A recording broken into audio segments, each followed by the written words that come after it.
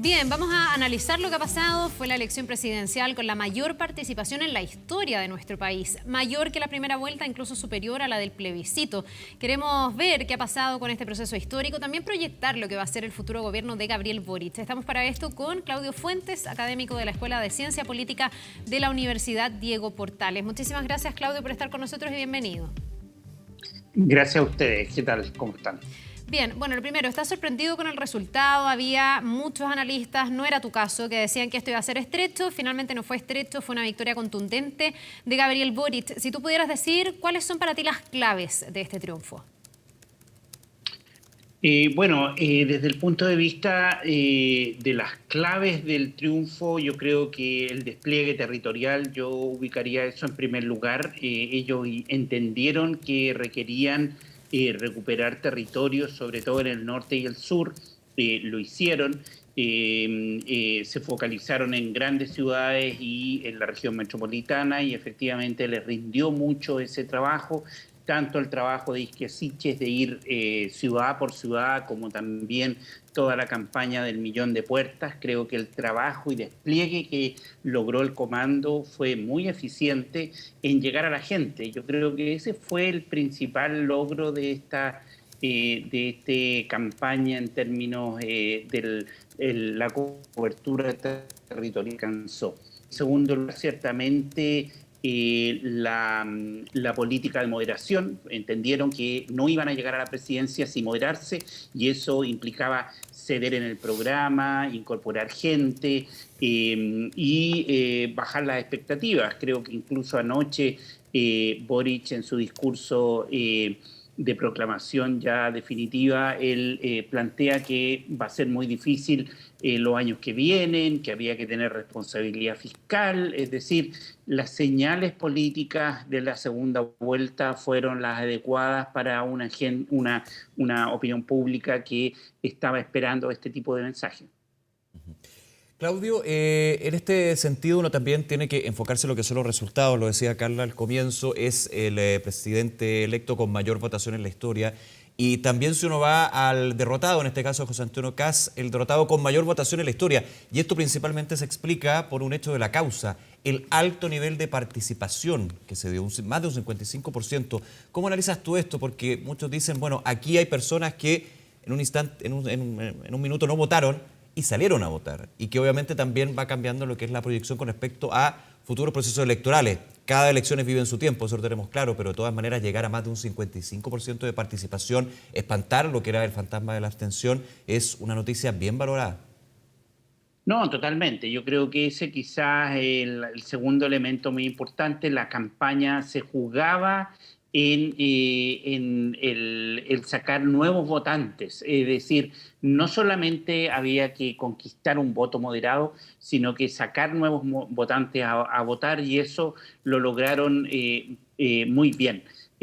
Sobre todo en sectores populares, o sea, cuando ves La Pintana, Puente Alto, La Granja, Recoleta, Puente Alto, las tasas de participación fueron muy relevantes en relación a tiempos pasados. Y por lo tanto, efectivamente, yo creo que es una buena señal para la democracia.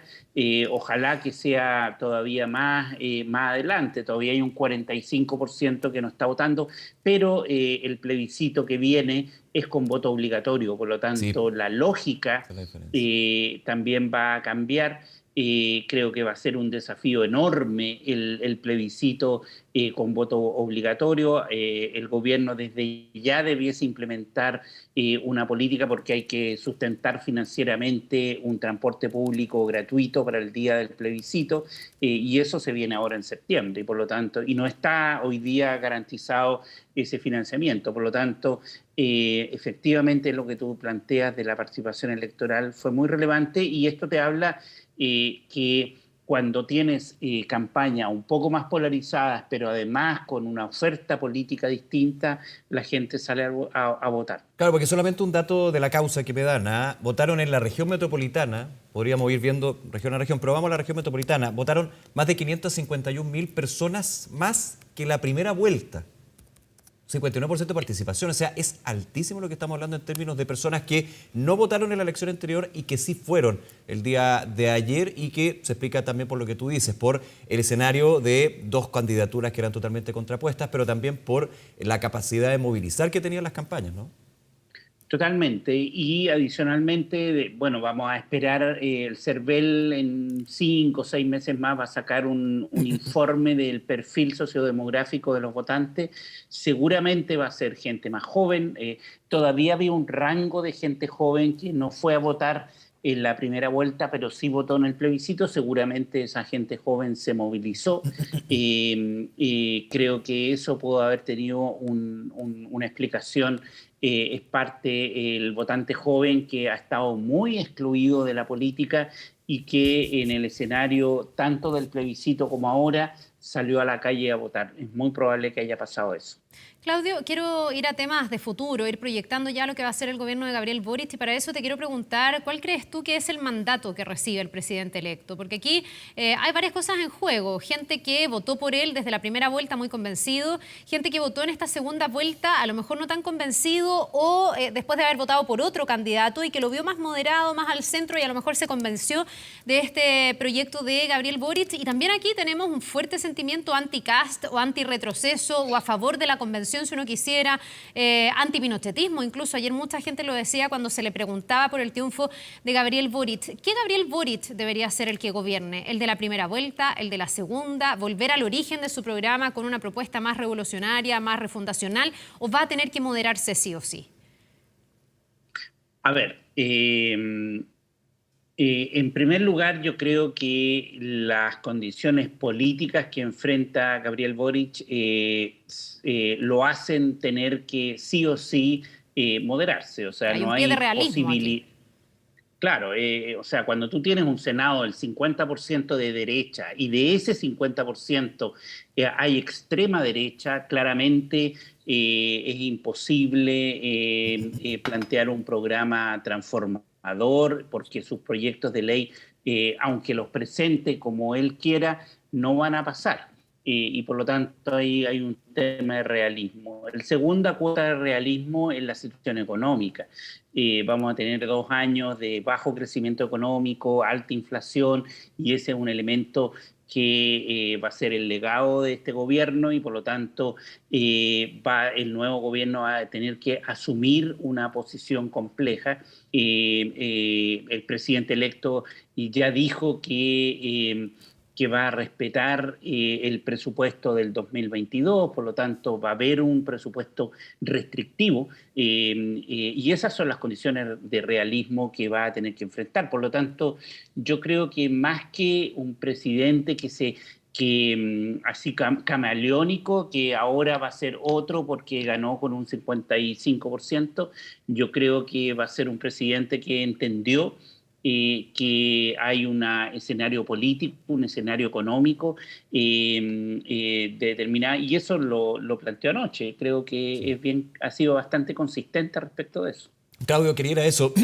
Se nota en estos factores que tú estás indicando, en lo que fue el discurso de victoria. Siempre se ha dicho que los discursos de victoria de los candidatos, cuando son presidentes electos o presidentas electas, son muy importantes porque van dando las primeras señales. No es la hoja de ruta, podríamos decir, pero sí de todas maneras van tomando lo que es el contexto del gobierno que van a tener que administrar. ¿Cómo y en qué factores se notó eso que tú estás diciendo en el discurso de ayer? No, yo creo que, a ver, primero, este va a ser un gobierno transformador, tanto de formas como de aspectos de fondo. O sea, un gobierno en un presidencialismo tiene cierta manija política para colocar temas, por ejemplo. Eventualmente van a colocar el tema del impuesto a los súper ricos, reforma tributaria, la evasión, la elusión. O sea, son temas que están en el ámbito económico, son parte central, el royalty minero, son temas que están en el Congreso Nacional y que la coalición del Frente de la Pro Dignidad ha colocado muy fuertemente. Por lo tanto, no creo que renuncien a esas banderas. Sin embargo, el punto es las condiciones de negociación con la oposición para llevar a cabo ciertos proyectos. El cómo tú ordenas las prioridades bajo cierto esquema. Por ejemplo, responsabilidad fiscal. O sea, esa es una regla básica y anoche Boric lo plantea. Dice, hay que ser responsable fiscalmente y eso yo creo que lo entendió y ahí está reflejado, porque ese es un elemento central y gravitante tanto para los mercados como para la sociedad respecto de las expectativas que tú puedes tener. Ahora, hay ámbitos que son muy relevantes. Yo creo que las señales de... No, la política no es solamente qué proyectos tú apruebas, sino también el modo en que ejerces política. Yo creo que seguramente el equipo de Boric va a intentar instalar eso, un modo más dialogante, más participativo, más horizontal, con paridad, poniendo atención en las políticas de medio ambiente. O sea, ahí hay una serie de temas que este gobierno podría colocar. Ahora, yo también creo que este no es una apuesta solo por un gobierno, seguramente esta es una apuesta generacional para una década. O sea, acá lo que estamos viendo es una generación que se instala. Isquia Siches tiene una proyección presidencial muy fuerte, así como Giorgio Jackson y otra gente que está acompañando esta candidatura. Por lo tanto, yo creo que este es un proyecto generacional que va más allá de 4 años y vamos a ver si, y por eso es tan vital para este nuevo grupo que está en el poder, el asegurar 4 años con gobernabilidad, muy similar a lo que pasó con la concertación en el año 90, que era el gran test, eran los primeros 4 años y ellos estuvieron 20. Por lo tanto, vamos a ver si eso va a ser posible con esta generación. Sí, me imagino que ahí también va a ser súper relevante en paralelo cómo avance la Convención Constitucional, porque aquí, Claudio, hay fuerzas equiparables o más o menos equilibradas, pero en el Parlamento. La verdad es que en la Convención ahí hay fuerzas mucho más transformadoras que a lo mejor sí podrían llevar a cabo reformas más profundas que las que va a poder hacer Gabriel Boric en ese pie realista que dices tú, que es conversar, dialogar. No sé si ahí hay un riesgo de frustración de expectativas, si hay un riesgo de que la pelota quede trancada y no se pueda avanzar en temas muy relevantes, salud, materia de pensiones, por ejemplo. Son grandes reformas estructurales que están paradas hace mucho tiempo y no sé si eso se va a poder empujar con fuerzas que están más equiparadas, porque a lo mejor la apuesta es después, ¿no? Cuando hay varias miradas dentro de la convención que quisieran, por ejemplo, tener un Congreso unicameral. Hay varios que están por la supresión del Senado y si tú suprimes el Senado, no hoy día, pero en los próximos años, ahí se rompe el equilibrio de las fuerzas, pues ahí sí que ya no quedan fuerzas tan equilibradas. Totalmente. O sea, lo que tú planteas, Carla, del diálogo entre lo que apruebe la convención y lo que después el Congreso, que es el Congreso que vamos a tener, vaya implementando, va a ser gravitante. Por lo tanto, ya definido el escenario político para los próximos 4 años, la convención va a tener la tarea de tomar decisiones respecto de qué tipo de transición tener. Le corresponde a la convención ver la transición de una constitución a otra y eso le lleva ese tipo de temas que tú estás planteando. En el caso particular del Senado, lo que yo he visto en la Comisión de Sistema Político es un favoritismo hacia lo que se llama congresos asimétricos, tener 2 cámaras con un Senado con unas funciones distintas a las de la Cámara. Una Cámara legislativa que se encarga del procedimiento legislativo y una Cámara del Senado que tiene una representación más regional. Eso seguramente va a ser más atractivo para el tipo de convencional que tenemos. Pero como tú dices, la pregunta va a ser cómo se va a regular esa transición. Por ejemplo, el debate que estuvimos hace muy poco generando sobre el acortamiento del mandato. La convención podría plantear un cambio de régimen y acortar el mandato, pero las señales de la propia convención fueron dejemos esto para el 2026, sí, hagámoslo gradualmente, y yo creo que hay consenso respecto de ese tema. Entonces, pero como tú dices, aquí hay una transición institucional y vamos a ver cómo la convención llega a un acuerdo para hacer adecuadamente esa transición.